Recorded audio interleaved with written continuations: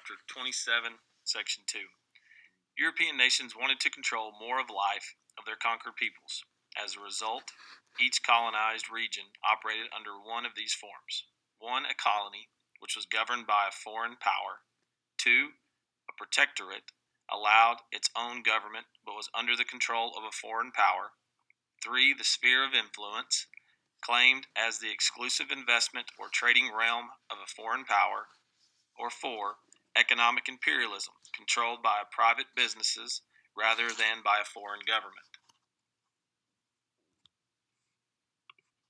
The imperialist powers had two main methods of running their colonies. Britain and the United States used indirect control. In this system, local rulers had power over day-to-day matters. There were also councils of native peoples and government officials. Those councils were a first step for native peoples to someday govern themselves.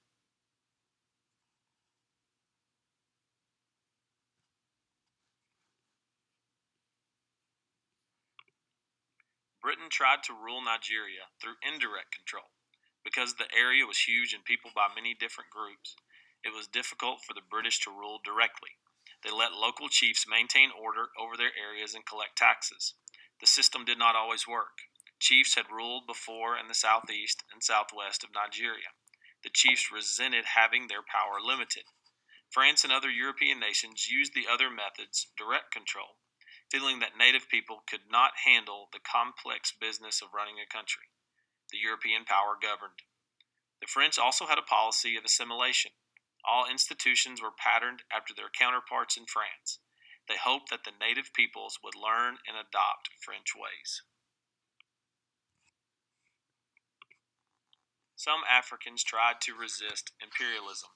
People in Algeria fought against the French for almost 50 years. In German East Africa, thousands died when they tried to use spiritual power to fight the German machine guns.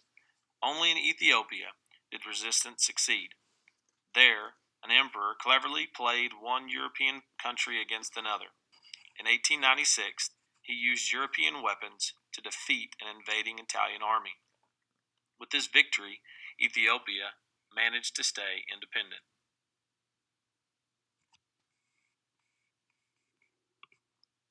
Africans did enjoy some benefits from colonial rule. European governments put an end to ethnic conflict. Colonial powers brought African economies fully into the world market and built railroads, dams, and telephone and telegraph lines. For the most part, though, imperialism caused a lot of damage. Traditional African societies were destroyed.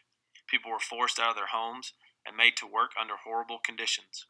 Finally, the political boundaries that Europeans drew had no relation to ethnic divisions in Africa.